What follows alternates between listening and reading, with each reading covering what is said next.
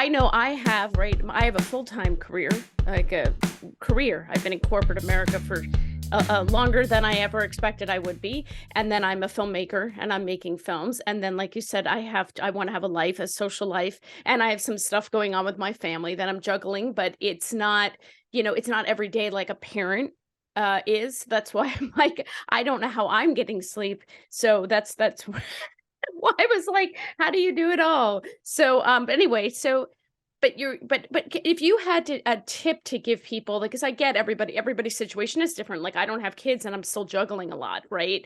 Yeah. So having kids, there's always something you're juggling to different extremes, right? Depending on what's in your life.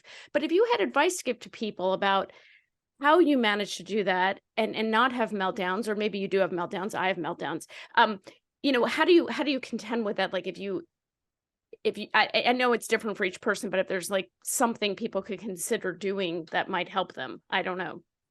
I can only answer this now, Sherry, because and I'm happy to share this. I went through in storytelling, when you see the character at the bottom of their barrel, I went through that. And if we had done this interview, I might not even have wanted to talk to anyone at that period of time. But if we had managed to, I might have said something very different, because when you're in it, it's very hard to believe that it's ever going to be over. You really do feel like the world closes in on you. And when you're in an artistic field, I think that maybe I have no data to support this, but I think there might be a higher tendency to feel more affected by the ups and downs of the industry, which is already a lot to deal with. That I think creatives and filmmakers already feel this to a degree with our work. But as a parent, you sense so much loss of control. So to feel it from two sides, being a mom and a filmmaker can be really detrimental to mental health. And I went through that. I went through something that my doctor called postpartum depression, which my therapist called burnout, and which my creative filmmaker friends were like, oh, you're just trying to get a big project off the ground. It sounds like development hell. I was like, great, thanks for 3 different diagnoses from like 3 different places. But I can tell you, Shari, I think it is because I was trying to do it all. I was trying to sort of do right by all of it at the same time. And I am bringing this article up, even though it has now been disproven. But in my head, I think I was trying to uphold that article that Anne-Marie Slaughter wrote in 2012. I think it came out in like October 2012 or something, about women can't have it all or something. The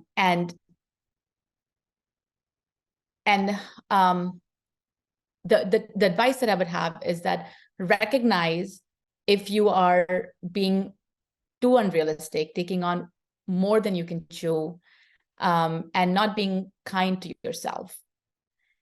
Somebody like me has historically had a problem with being like go, go, go all the time, because of feeling I didn't go to film school, I have to try harder, I only do this kind of part-time, so I have to make up for that time and all of that. Lots of different reasons or drivers that made that, but it was very difficult to slow down and to accept that now there's a new introduction in my life of like a whole new persona, chapter, time suck, whatever you call it. So it's okay to roll back, not just okay, I should roll back on other things. I didn't. And as a result, I think it was too much. So I would say understand that, and like you were saying, Shreya, like, you have so much going on too. And I think we all often feel like we have too much going on. Just slowing down and saying 1 or 2 things will be put on the back burner for this week. I will put them on the burner for the following week or the following month, and being okay with that. Being okay with the feelings that are associated with the FOMO phenomena, the fear of missing out. Like, I also took a break from social media. I started to work with a career coach also, as a way to have accountability with somebody else, to kind of keep me honest, to provide an objective opinion. Because sometimes if we also unload this on our loved ones, not only are they not trained for this necessarily, they love us and they want to help us, but sometimes it's like not, it helps to talk about stuff and to lighten the load, but they might not be best equipped to help us process that. So I found that getting someone who's an objective third party helped me. Taking a break from social media helped me, where it comes accompanied by a lot of noise, which can then inform your own perception of stuff, or it can create more, like a echo chamber, especially when you're already living in a isolated chamber of like pandemic and parenthood. Because the first couple of years in particular, I found they were a very lonely period. When you're a new mom, you do feel very sort of isolated. I mean, in my case, it was because of pandemic also, but just in general, I think just recognizing that and then taking some time to, for me, knowing that it's okay if this takes months or if it takes years. This is very hard for me to say, Sherry, because I like projects to be done. I like timelines.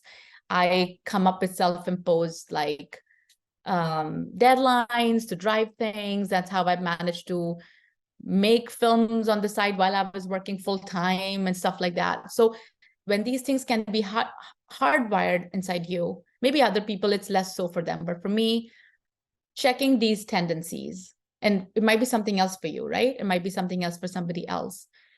But without that awareness and that appetite to say, I'm going to press pause on some of this, that doesn't mean that I'm going to stop being the person I am. But then sort of reassessing how you assess yourself, that framework with which you assess yourself. And parenthood will almost force you to do that, especially for moms, I feel, when a child comes out of your body, in particular in those scenarios.